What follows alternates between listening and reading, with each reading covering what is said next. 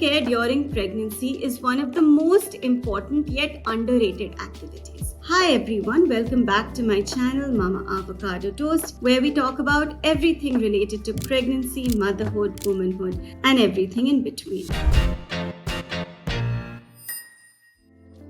You know, when you are pregnant, we tend to prioritize everybody's needs above our own. Our child's needs, our family's needs, our husband's needs, and somewhere down the line, we forget to take care of ourselves. And if it gets very overwhelming for us, we feel guilty. But give yourself some credit, Mama. You're growing an entire human being. Today, I'm sharing a lot of things I wish someone had told me about self-care during pregnancy. So let's dive right in. So first, let's really understand what self-care means. In its most simplest way, self-care is about understanding and recognizing your needs and meeting them with kindness, not guilt. Not just your physical needs, but your mental, emotional, even spiritual needs. What's also important to understand is that self-care may look different for everybody. For you, it may be a massage. For someone else, it may be a good book. And for someone else, it just may be a quick walk in the park. What we must learn about self-care is that it's not selfish. It's about how you refill your cup so that you can show up for yourself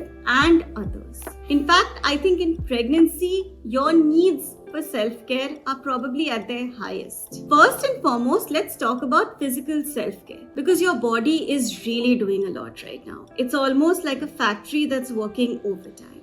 Diet, focus on nourishment. Like people tell you, you don't have to eat for two. All you need is 300 extra calories a day. You know, sometimes the internet will also fool you into making you believe that you need to be following very elaborate diet plans. You don't need to. Just focus on eating healthy. You can also give in to your occasional pregnancy cravings as long as you're doing that in moderation. Rest when you need to. Again, I cannot emphasize this enough. Your body is at work because it's actually producing a human being. So don't feel guilty if you feel groggy, you feel tired, you feel sleepy. Give yourself the rest you need. It's very normal and very much needed. Exercise. This may not be the time for aggressive workouts, but light exercise like walking, swimming, yoga, stretching can not just have a great impact on your physical body, but also on your mind. And finally, some skin and body love. If your gynac okays it, you can absolutely indulge yourself in a prenatal massage. Follow a simple yet consistent skincare routine. Wear clothes that are easy on your skin, that are breathable, and that don't stick to your skin. And one pro tip for me, take out some time every morning to give yourself a belly rub. If you're lucky, you might actually prevent stretch marks. Now let's talk about the emotional, mental, and spiritual side of self-care. This is a part that often gets missed only because it's not visible. You know, when people meet you, they will comment on your bump, they will ask you if you're eating well, but oftentimes they may not ask you how you're feeling, but you know how you're feeling. You know that on days it probably gets a lot, or on days you feel that your emotions are on this crazy roller coaster ride. So it's very important for you to take that step in taking care of yourself from within. The first thing I would suggest is to take up any spiritual practice that works for you. I think it has a really calming, soothing effect on your mind. Whether it's daily journaling, whether it's meditation, whether it's affirmations, or even visualization techniques where you close your eyes and visualize what your pregnancy and your motherhood will look like. The next would be, please ask for help. You don't have to do it all alone.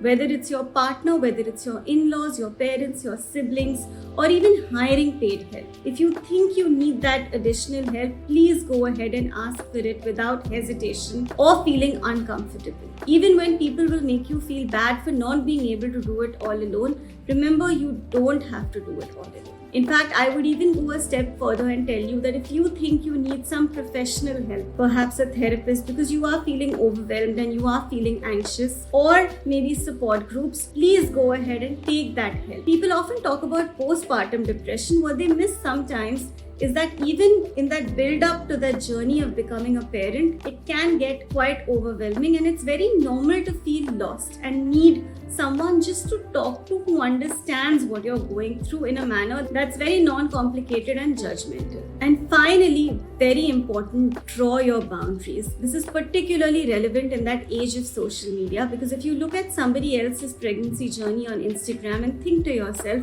oh, she's handling it so well, why am I facing so much difficulty? Please remember, you're watching only a part of that person's story. You don't know what's actually happening there. It's also very important to limit your exposure to toxic content. Avoid over information. You don't have to read every single article that's there on the internet. In fact, my gynac even told me to stay away from Google. She said, if you're ever confused and you need an expert advice, ask an expert, and Google sometimes is not the expert. So in conclusion, what I will say is that self-care, whether physical or mental, doesn't really have to be perfect. It can look very different for different people. It just has to be real and authentic, and what works for you, what makes you feel good. Whether you want to indulge in some ice cream, whether you want to curl up with a good book, on some days all you want to do is a meditation session. Do whatever you think works for you, and most importantly, whatever makes you feel good. Because remember, you're not just growing a baby, you're growing into a mother as well. And at the end of the day, a happy mom is what grows a happy baby. I hope you found this video useful. If you did, don't forget to like, share and subscribe. Remember to tell me in the comments if there's anything you'd like me to make further videos on. Till then, keep glowing, keep growing.